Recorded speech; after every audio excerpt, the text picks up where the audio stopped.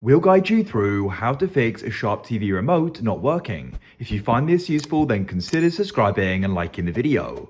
This problem can be annoying because you then can't go and use it. So you've got some different fixes you can try. To go and get started, let's go and flip the remote over. Take off the back cover like this, and then what we want to do is go and remove both of the batteries. After you've done that, flip it back round. Then what you want to do is go and tap and hold on the power button for 60 seconds. When that time passes, release. Now, what you want to do is on each of these buttons is go and start pressing them down multiple times firmly, because there may be a problem where the button is stuck down. Work your way through the remote. Go to where your TV is plugged into the wall outlet.